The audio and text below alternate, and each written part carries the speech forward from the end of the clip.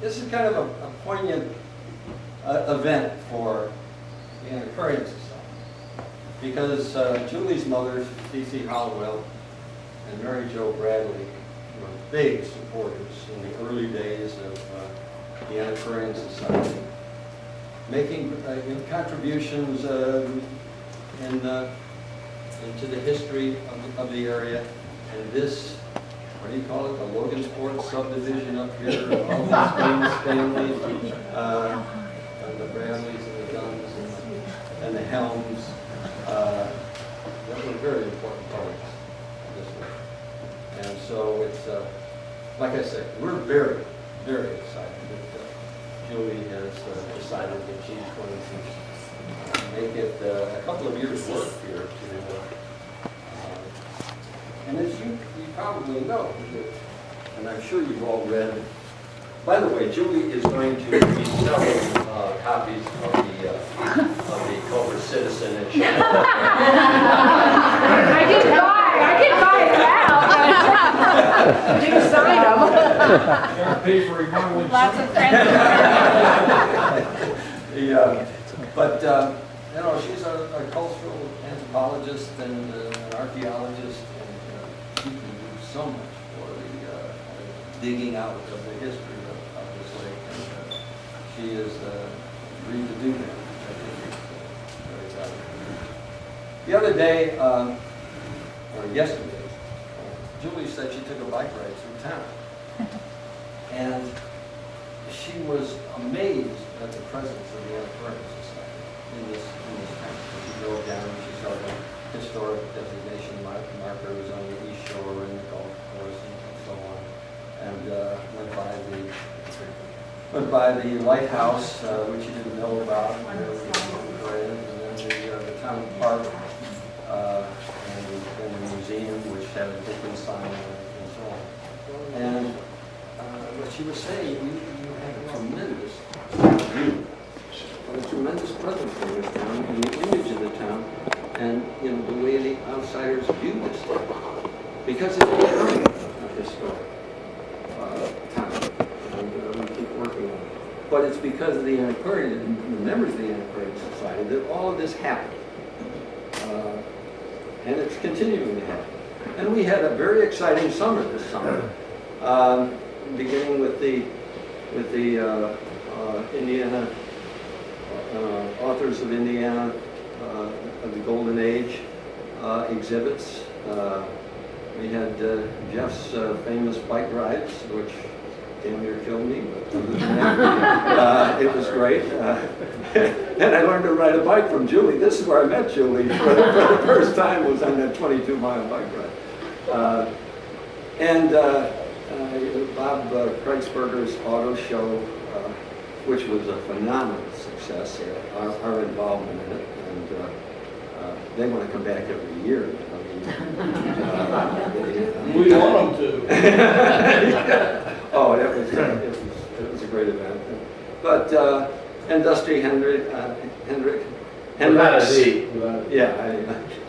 Without a D. Our ice cream social at the film festival.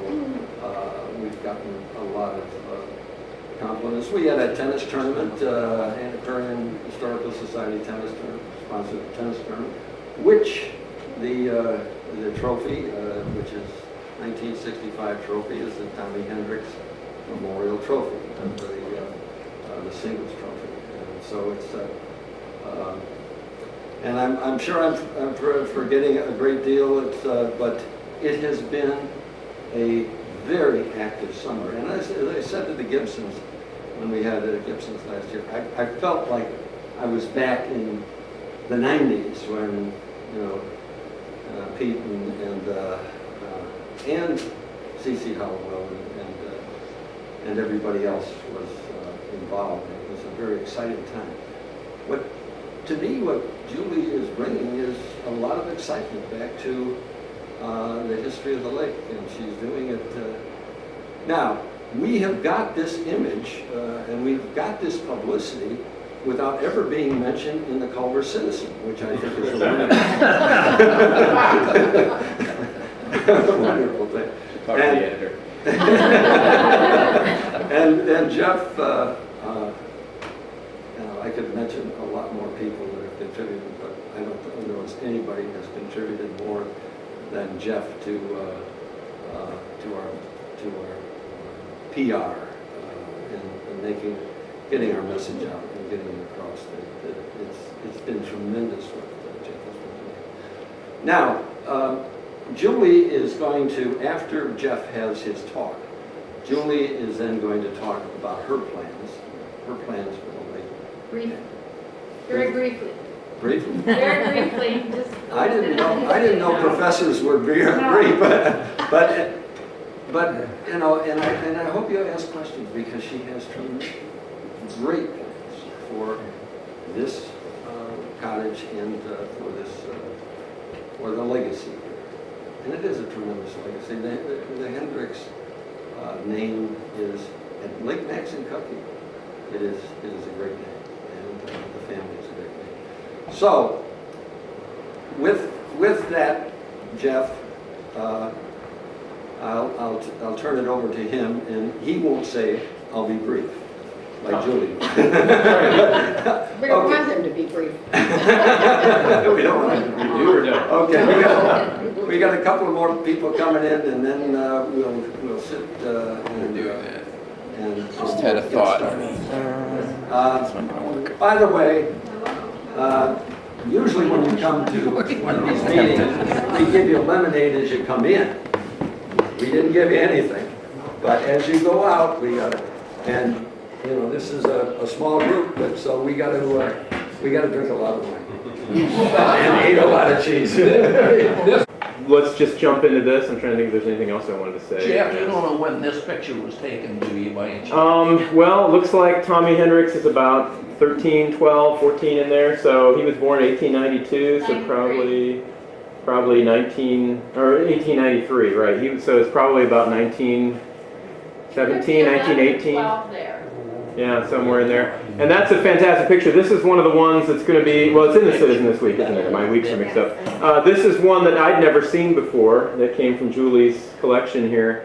There were a few that were published in Traces magazine that had coal here at the lake, but there were 2 or 3 that you'll see in this PowerPoint that I'd never seen before that were just in her collection, which is just fantastic. Which So. is on the buffet later. Hopefully you guys can. She's got some wonderful pictures. And I know. I've digitized all those, so they're in the Antiquarian Museum. So that's Cole Porter on the left, and his buddy Tommy Hendricks, Julie's grandfather, is there in the center. And I don't know who the ladies are. I tried to compare them to some in the other photos, and I couldn't get a conclusive, notion of who they are. But one of them's really looking at Cole, isn't she? Look at that on the right. That's what I think. Yeah, they're probably ladies from the, young ladies from the. Who was the girl that used to pal around with Tommy and Cole? Des, yeah. Barris was her last name. Yeah. And I don't know if she's one of them. I don't know. It could be. Could be. Or they were inseparable. She looks older than the boy. Yeah, she could be watching over them. She could be an adult supervisor. But, anyone know who this guy is?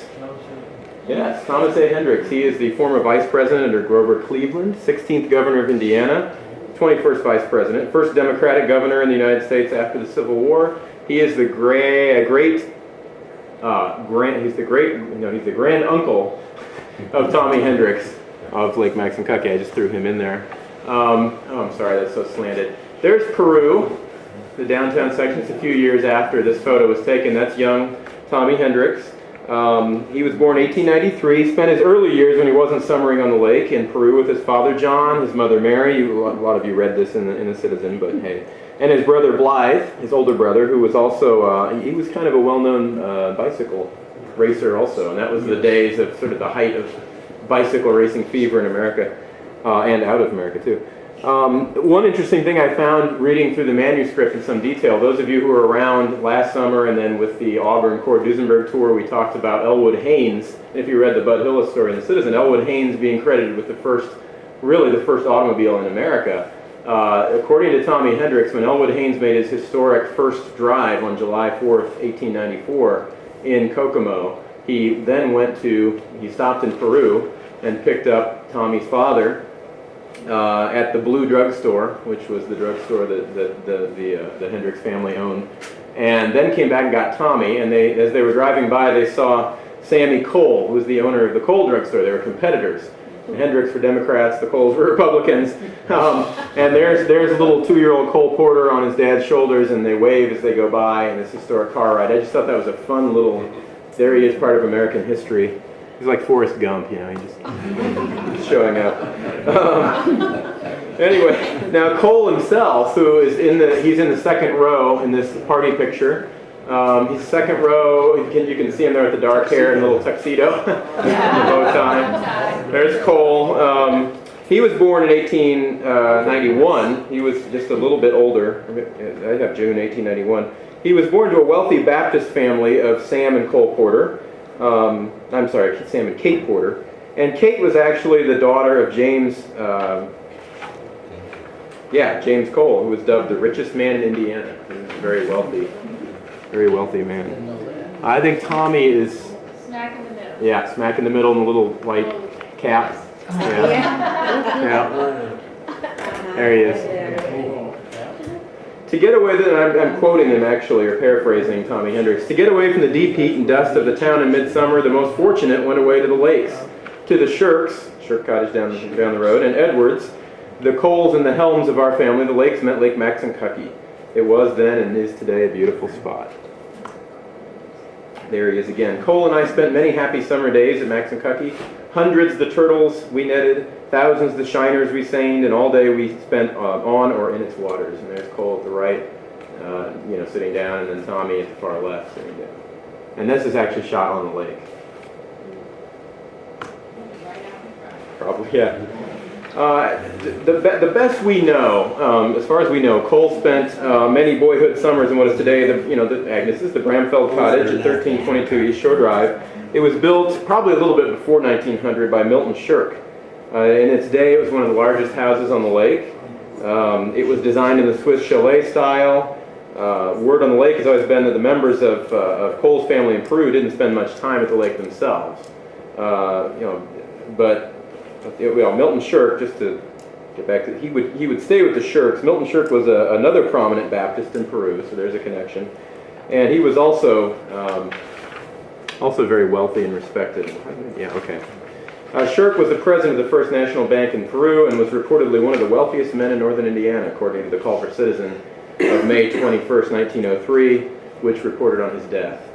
So he died in 1903. In that obituary, they said, he had spent the past 6 to 9 years at the cottage he built, the Shirk Cottage. And Shirk and his wife, the former Ellen Walker of Peru, had 2 sons, Joseph and Albert Shirk. Those 2 sons would go to Worcester Academy in Massachusetts in 1905. Well, they didn't go in 1905. They went before 1905, and Cole Porter followed them out there to the same school in 1905. This is a picture of him at school there in 1909. As it happened, Ellen Shirk's father, Joseph Walker, was at the time president of the school's board of trustees. So there's an obvious connection there. And of course, Cole excelled there. Here's another really fun shot. That one ended up in the Citizen as well. That's Cole in the foreground here at the left, getting ready to dive into the water here on the lake. Another fun one. This was marked on the back, 1904. Here's Tommy on his boat, sailing his boat. Tommy and Cole enjoyed countless hours together on the lake each summer growing up, and he really was fond of sailing. He writes a lot about sailing, and there are tons of pictures of him sailing. Especially with the girls. Especially with the girls. There's a lot of pictures of him sailing with girls. Yeah, that's true. That's true. I love finding this picture. This is not Captain Cook, who Tommy talks about a lot, but this is the only photo I think I've ever seen of, as it says in the caption, the sea captain of the lake, Captain Knapp and the Lloyd McShee. And this is from 1908. And so you get an idea of, again, not Captain Cook that we'll hear about in a moment, but one of the other prominent steamboat captains. And again, I've never seen a picture of him, so this was a great find. Had to throw it in. And here's the Peerless. And I'm again going to paraphrase or mostly quote Tommy. The big time for us, of course, outside of meals, came each afternoon while we were in bathing, when the big lake steamer, the Peerless, docked. Down to meet it came all the summer colony, and he talks about the Landis family of Logansport, Fred the congressman, newspaper editor, and playwright. and the baseball commissioner, I'm going to mess up his name, Kennesaw? Kennesaw Mountain? Okay. Captain Crook would, and I said Cook, Captain Crook would shake his head and say, "Boys, it's a rough ocean today, you better not come aboard." But usually he'd let us come aboard anyway and climb up on the roof of the boat at the bow near the flagpole. As the Peerless backed away from the pier, we could dive off and swim to shore. That was the routine followed by all of us but Cole. Like us, he climbed aboard the Peerless in his dripping bathing suit, but while we scampered up on top to dive, Cole slipped to the stern of the boat in his wet bathing trunk, sat down on the varnished piano stool, and began hammering away on the piano. For a few precious minutes, Cole had everything to himself, for Captain Crook and the engineer Jonas were busy getting the steamer underway. But this seemed to infuriate Captain Crook, because he knew that Cole was sitting on the varnished piano stool in his wet bathing suit, ruining the nice slick coating of that prized piece of marine furniture. Deserting the steering wheel in the bow of the boat, he'd rush after Cole and chase him off his sticky perch, but no matter how fast and breathlessly the doughy captain charged, Cole always outsprinted him, cleared the boat rail in one grand circus-inspired, that would be the Peru Circus, leap, and belly busted smack into the water. And even though Cole had desecrated the sacred piano stool, the Peerless, by sitting on his wet trunks, only a few years later he found himself elected to occupy that throne by unanimous vote. No longer did Captain Crook menace him, for he'd become Cole's most ardent admirer, in fact his chief admirer. And you heard this if you were here in June for the golden age of Maxinkuckee literature and culture. I quoted this, but I love it. When that kid plays the piano, this is Captain Crook saying, "Everyone rides and rides in the steamer just like it don't cost them 10 cents an hour." But they don't look at the scenery no longer, they just listen to him play and sing. At least they call it singing, but to me it ain't no more than just talking to music. But some of the songs are awfully funny and sometimes awful pretty. Thus did the master of the Peerless voice his deep musical appreciation of Cole's virtuosity. And Tommy writes, "In remarkably few summers, we found ourselves not just kids any longer, but really grown up. Cole was 16, I was 15. Cole had been sent east to prep school there in Massachusetts, we mentioned. And my family had moved to Indianapolis. We continued to go to the lake each summer. Usually Cole was there, either visiting me or some of his Peru friends. Suddenly, and most surprisingly, we found that turtle hunting wasn't the greatest thing in life. Fishing wasn't as much fun as ever, but somehow girls became sort of essential for a good time. Even for a good sail, that is, of course, except in heavy wind when we were out to give my boat the Araby, that's the name of it, the Araby, the work. So his boat was the Araby, and you see that throughout these photos. He's always, and he talks about it a lot in his manuscript. And if you aren't familiar, I guess I've jumped ahead a little bit in saying his manuscript. I mentioned this in a couple of different programs. Tommy Hendricks wrote this manuscript in the 1940s, and of course that was also in the Citizen article. It's a fantastic piece of writing. It's really his childhood growing up with Cole, both in Peru and here on the lake. It's called Night and Day. It never was published. I think he wrote it with the intention of it becoming a book. It never did get published, although I think it should be. So really, the Peru newspaper published it in the 70s in sort of a little insert form. I'm not sure if it's the entire book. But anyway, it's down at the museum, the Antiquarian Museum. If you'd ever like to read it, it's a really fun read. It's probably the most extensive, thorough information of a famous sort of historic person on the lake that we have. I mean, as you can see just from this, there's so much rich detail about Cole Porter here. The girls would say, "Oh, Cole, sing us the Spaniard who blighted my life just once more." Cole ran through the whole field of popular songs, the song hits of the current season, Gilbert and Sullivan, sometimes old English ballads and drinking songs. The roads were sandy and motor cars were uncertain and temperamental then, so everybody traveled by boat. They went to their dances by boat, often usually the academy dances, usually in the old Peerless. And he says, going to the dances, Cole played the piano just to pass the time, but it was on the trip back from the dances after midnight that he really played. By the way, that's a photo of him as a young man on the lake here. Everything was still except the piano and the pounding of the engine and Cole's one-toned voice. Captain Crook was right. Cole's singing voice was terrible. Merely a toneless talking affair, but the entire energy of his slight frame, his keen eyes, his changing facial expressions, and his sly, humorous asides made his act. After the first song, the crowd and the rest of the evening were his. And of course, and by the way, that's the Academy Steamboat Pier, believe it or not. It needed improvement back in those days. As another aside, the Chicago-based Swedish designer Sven, oh gosh, I forgot his last name, I just wrote it last night. he saw this, Genelette gives him a tour of the academy, and there were canals there that you can't see, and he said, this is a stinking mess, he pointed out, and that's what led to the lakefront we have today. But anyway, this is before that happened, around 1915. As Cole played, he had to get his rhythm pace so he could compete with and rise above the pounding and throbbing of the engine. Thus, we played steadily from the time we left the academy pier until we circled the lake and landed at our home dock, often at 2 o'clock in the morning. Just Is that one of the imagine. barracks, or is that the right? Yeah. That's the barracks. That's That is Maine. the barracks, okay. Yeah, that's an early version of Maine. This is probably about 1900, 1890s. By that time, not only did the youngsters crowd around the piano as they do now when some favorite does a special solo hit at a jam session, but the older folk had boarded the boat at the various landings just to hear Cole play. And of course, this is the money shot little line here. And unconsciously, Cole learned to accommodate his piano playing to the steady, lunging rhythm of the Peerless as it drove. Plenty has been written about the unusual timing of Cole Porter tunes, but there isn't anything unusual or mysterious about them at all to us who heard Cole play on that old Peerless piano. Critics may say that Cole's music was influenced by the New York traffic roar, the ballet of the opera in Paris. But don't forget that night after night, summer after summer, Cole hammered out his rhythm by the tempo which that master Captain Crook set for the Peerless engine. Before we leave Captain Crook entirely, just another quick little aside about him. He also operated, along with someone named Captain Lord on the lake, he operated the White Swan Dance Pavilion, which was supposedly taken off the lake around 1905, and there have been competing stories. One story goes that it was converted to the sort of gold-colored house at the north end of Harding Court up on the hill, but that's also been refuted, and there's also a claim that it was converted to the apartment buildings there on Lakeshore Drive and State Street, kind of behind the movie theater. But we do know that Crook and Lord opened a hotel with little cottages around it up on the top of Harding Court, where it became the Helber House, and then other people. It was called initially it was called the Crook's Hotel, and for understandable reasons they changed it to the Lord's Hotel.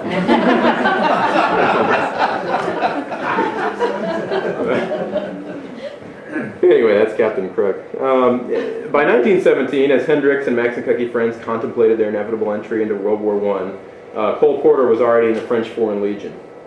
Now, again, that's been a little bit debated, although the Foreign Legion has his photo up, and they have him listed as a member. When he did enter the war, Tommy wrote, while many fellow soldiers pined, and this is Tommy, there he is, by the way, in his World War I uniform, Tommy Hendricks, not Cole. When Tommy did enter the war, while many other soldiers pined for their hometowns, he writes, for me, the spot which above all others meant America was Lake Maxinkuckee, which I think is kind of neat. Hendricks would serve in World War I in the courier service as a first lieutenant in the infantry, and he was also acted as a war correspondent. And that's because he had already taken a position with the Indianapolis News. We'll get back to that. He also writes in the manuscript as he's thinking of, he's out in the trenches thinking of Lake Maxinkuckee, and he writes, I've stolen from the cottage and paddled out upon it into the depth of the night. Sometimes out there by myself I thought that I caught a glimmer of why men travel to the ends of the world, often for no more than an idea or an ideal.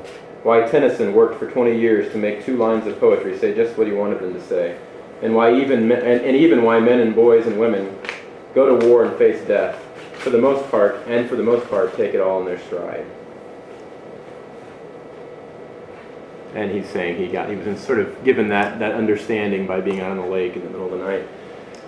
Again, in 1916, he'd taken a job as a writer with the Indianapolis News. This is Tommy. And he later achieved acclaim as a sports and feature writer. These pictures actually were taken in this cottage. They're on the wall over there. You'll see them if you haven't already. And these are some of the prominent cartoonists of the day, not only in Indiana but beyond, doing these little caricatures of Tommy Hendricks. So he really had some renown and some acclaim. He and his older brother Blythe, were recognized for their pioneering work in sports broadcasting, including the first radio broadcast of the Indiana State High School Basketball Championships. Hendricks would, during a lengthy and distinguished career, serve as a state representative, senator, secretary, and vice president of the Indiana Medical Association, and I think the American Medical Association.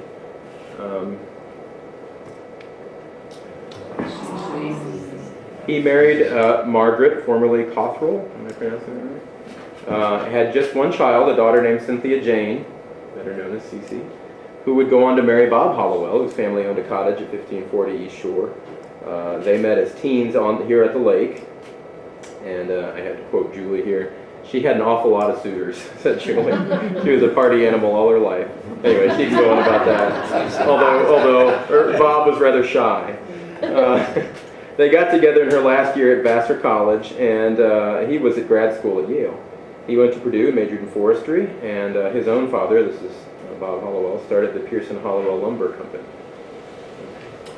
They married in Indianapolis in 1951, and while the couple lived in Indianapolis, Cece would spend her entire summers here at the lake with her mother.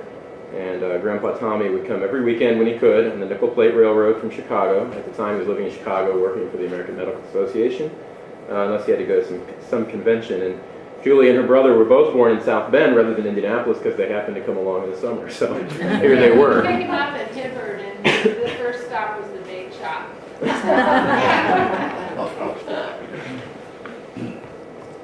And I've already mentioned that he went on to become, all the things he did. This is a little article from him leaving to take the Medical Association post, sort of a tribute to him, which is kind of cut off on the edge, sorry, from his fellow cohorts, I guess, at the Indianapolis News. And I threw this in just because, there's Harry Truman's signature. There are a lot of really great historic letters and whatnot, as you can imagine, in his many endeavors. He encountered a lot of famous people, and this was actually, of course, before Truman is president. Anyway, 1945. So. And of course, to Julie Hollowell, he was Grandpa Tommy. There she is. Hasn't changed a bit. We did a lot of fishing together. I can't remember what year that was taken. 50s. Yeah, sorry, we don't want to say that. Okay. In this crowd. Well, there he is, much later in life, or late in life, I should say. He died in 1964. On the squash court. Is that right? Yeah. Wow. After a long and fruitful life, much of it on Lake Maxinkuckee. And meanwhile, while he's living his life, Cole had switched majors at Harvard from law to music, which actually was kept secret by his mother from his father, which is kind of funny. In 1915, his first song appeared on Broadway, although he really didn't have any hits in those early years. He moved to Paris in 1917. We know he was in the probably in the French Foreign Legion. There's that debate. And he had an apartment there in Paris, which really became famous for the lavish parties and illicit activities of one kind or another we won't get into. But, just look it up. There's plenty. There's plenty going on there. He married Linda Lee Thomas in 1919 and actually stayed married until she died in 1954. There's really no disputing the marriage was a cover. He was not heterosexual. He married her more for companionship and again for a cover. She was older than him. She married him supposedly to kind of maintain, her husband had died, to maintain a foot in society in those days. And so it worked out for them. If you've seen the movie D. Lovely, they focus in, and from what I've read, probably not always accurately on the nature of their relationship, but that's okay. Anyway, he didn't have much success in the early years. It wasn't until 1928 he's reintroduced to Broadway, kicks off a series of hits, including What Is This Thing Called Love, Love for Sale, Night and Day, which was his signature song. I thought this was interesting. It was featured in Fred Astaire's last stage show, The Gay Divorce. I Get a Kick Out of You, I've Got You Under My Skin, Don't Fence Me In, if you remember the Roy Rogers and Bing Crosby versions of that. In 1937, a horse riding accident severely damaged his legs, basically crushed his legs. They were going to amputate his legs. This is Cole again. He didn't want that, so there was a long series of painful operations. He really kind of sank into a depression that really didn't leave him for most of his life. He was in constant pain through the rest of his life, so that's a long time, because he doesn't die for another 20, almost 30 years. He really has a comeback in 1948 with Kiss Me Kate. He wins the Tony Award. This is the very first Tony Award ever in the Best Musical category. It was a new category. And Cole Porter himself won for Best Composer and Lyricist in the Tony Awards.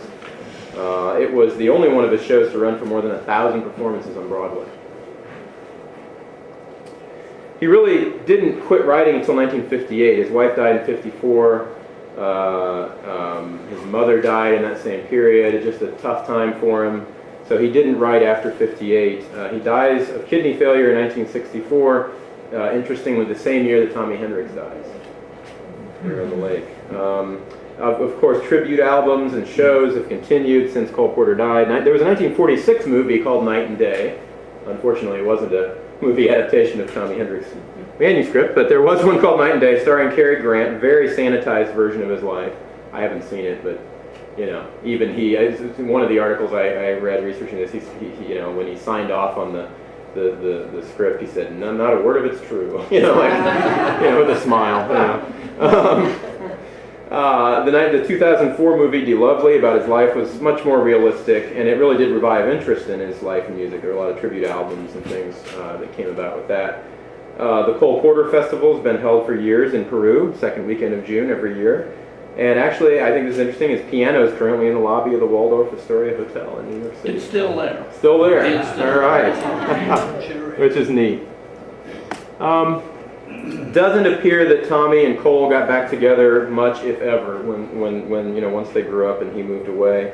And it doesn't look like Cole really got back to the lake. If he did, we don't have any evidence of it. But Tommy writes about Cole, although Cole hasn't visited Maxinkuckee for years, and although he's seen most of the famous lakes in the world and has been to all the spots, I believe that some of that melody, which lives in his songs, is a direct reflection from a Maxinkuckee moon path of long ago. And even in the midst of his, Cole's infamously flamboyant, party-filled adult life, no, this isn't Tommy, this is me, and the depression of his later years, there's still evidence that they did correspond a little bit. You can see this telegram from Cole Porter. "Dear Tommy, all my sympathy." And this was Tommy's mother's dying in 1939. And there's a letter that I don't have right here, but there's a letter back from Tommy to Cole, a pretty extensive, lengthy letter thanking him and kind of updating him on what's going on. This one's fun, particularly since his piano is at the Waldorf Astoria. Tommy sends Cole his manuscript in 1944, which is when he finished it, in New York, and here's Cole's response. I won't read the whole thing, but he thanks Tommy for writing. He says he was surprised at the memories he'd lost until reading it. I guess I could read it. I read all the way through it last night and received a series of shocks from it. Unluckily, I was born with no memory at all, and everything I read has been completely forgotten. I'd even forgotten the great Aunt May, who certainly started me on writing lyrics. There were so many other items that made me either die laughing or cry. The nice part of it was to realize what fun we had as kids, and I thought that was a nice thing to throw in. All of this that I've written has been so little compared to the effect that these wonderful pages has had upon me. And once more, let me thank you from the bottom of my heart. In your foreword to the manuscript, you say, he's so put upon that I purposefully keep away from him when I'm in New York.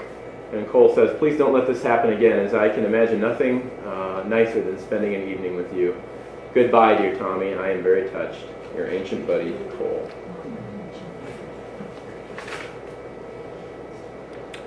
And that is, I thought, an appropriate place to... Very dramatic.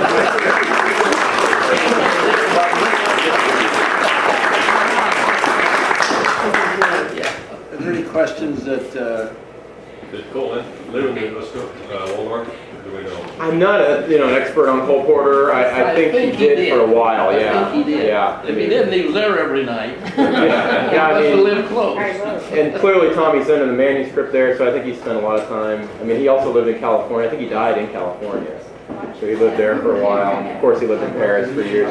I didn't throw this in, but as a quick aside, he was so lavish in his lifestyle in Paris that he was renting palaces in Venice, and he was hiring whole ballet troops from Russia to come, and it was just unbelievable, just the oomph of everything he was doing. And his grandfather died in Peru, and he got an inheritance, and he just went nuts with the money, in Paris. his 1955 Cadillac he used to bring over to Paris and Europe and so on. And drive around. And huge car, and it's down in the Peru Museum, and they use it in the Goodfellas movies. Oh, yeah. All the time, and I never realized, I didn't remember that the gas cap was underneath the tail light. You had to press a button. Okay, that's it. Harris Furniture is in the Indiana State Museum, and that thanks to Richard Ford. Oh, great. Yeah, so they recreated his Harris apartment there. Well, let me reintroduce you to the person that has brought excitement to our lake. Julie.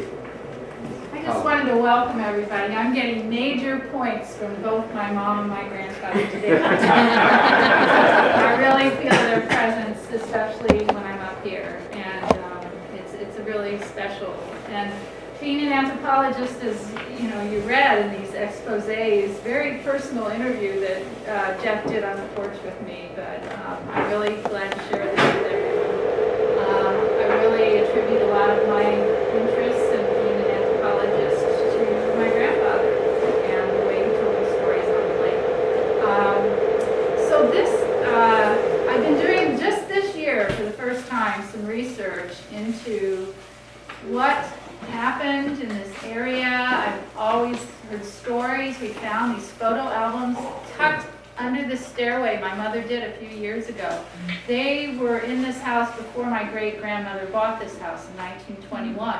She'd been coming up for many years with her cousins, and this house and the Bradley house next door were in the Helm family.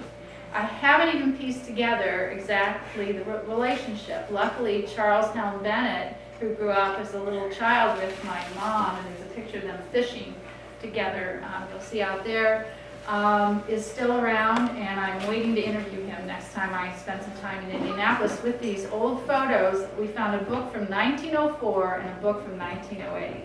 So they've got Coffins and Wilsons and all the people up and down the shore. They're actually back on the table today, but they're pretty fragile. Please look. These are to be shared with everyone. I'm trying to figure out what to do with my grandfather's things so that they can be in a place where other people who are interested can access them. What I've learned as becoming trustee of this property, and I want to mention my brother and sister who aren't here today either, living in Vermont and DC. They wish they could be here. Is that this land was originally going to be part of the Wabash and Erie Canal because the first land patent was purchased just after the canal, from the canal office in Delphi, by someone, this whole 35 acres here. And that would be, let's see, I've got my crib sheet to tell you the dates, 1847.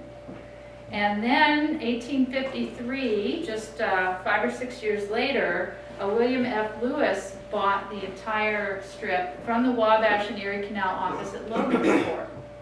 And this was called the Logansport Bank. So from the Edwards Boathouse and on down.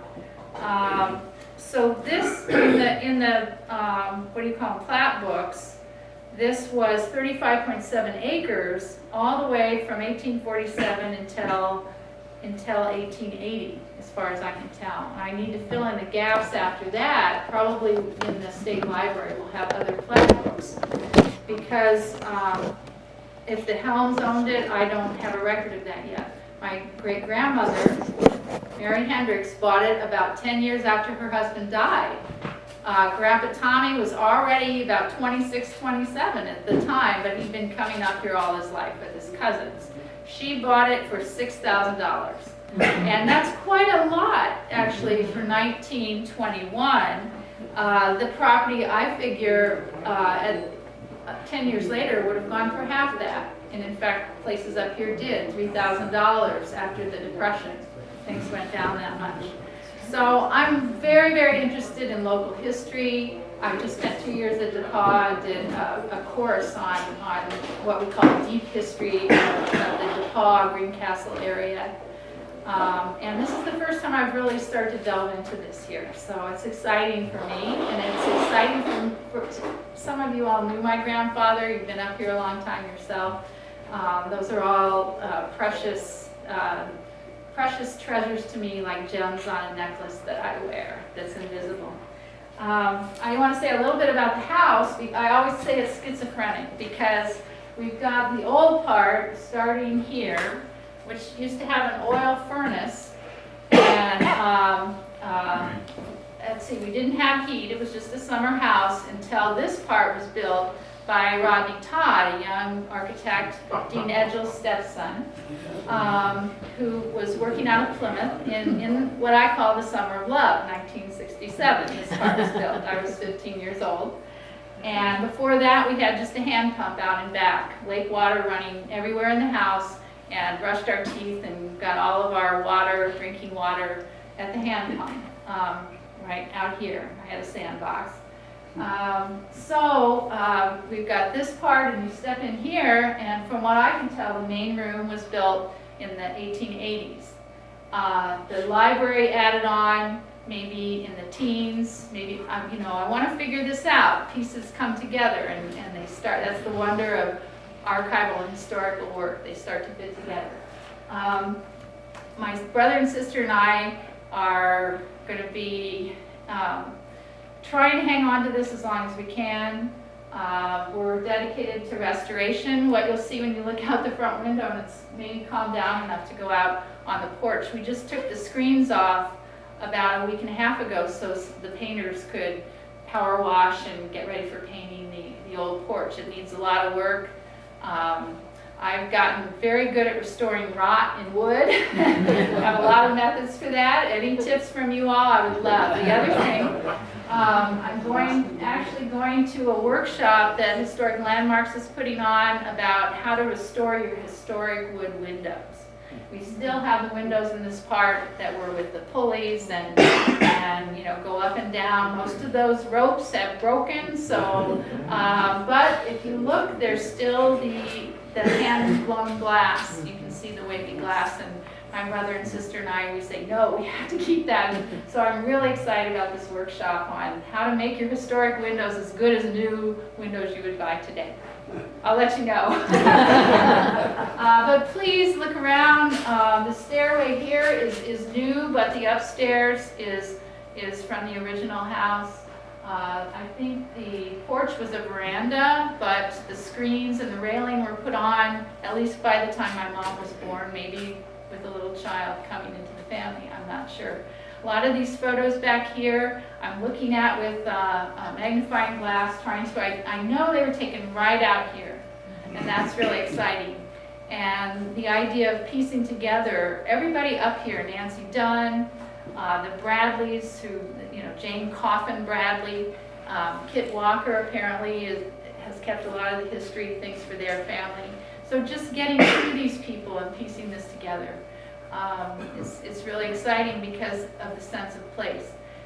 And I just want to thank Jim for convincing me that this year, I said this is a work in progress. As the first, your parents get elderly and they aren't able to take care of things, and things happen. I was up repairing rot in the corners of these newer windows a lot this summer. I do a lot of the work myself, so that's, I like it.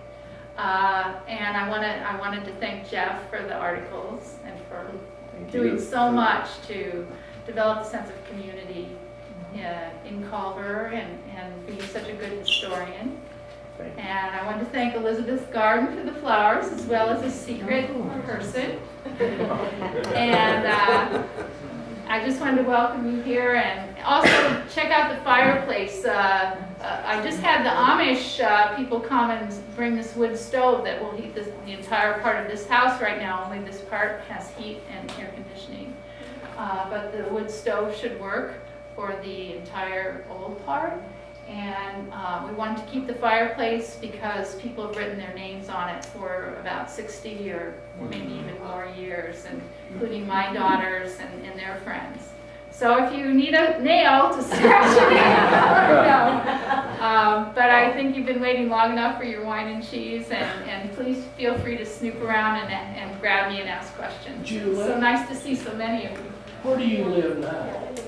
Well, I just spent 2 years at DePauw as a visiting professor, coming back when Mom's health started to sort of go down. Right now, I'm going to be living in Indianapolis at the family home there. They've lived in the same house for 50 years there. So I'm being the one in the area, I'm in charge of emptying that out, getting it ready, I think for a rental, because the rental can pay for the taxes. So I'll be doing that this winter. It needs a lot of rehab work too. But I actually hope to move up here full time and look for, I do a lot of work with grants. I'm a fairly good grant writer, Jim and I, you can imagine.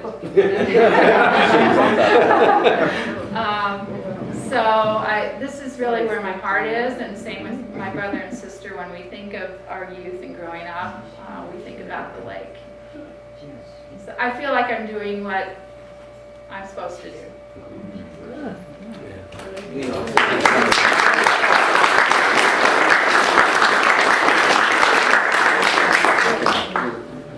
I'm sure you realize how much a great addition that this is to our community and our lake, and especially the enthusiasm. And we really thank you for bringing all of this with you, and we hope to work with you. Spirit and gravity. Tommy, let me tell you.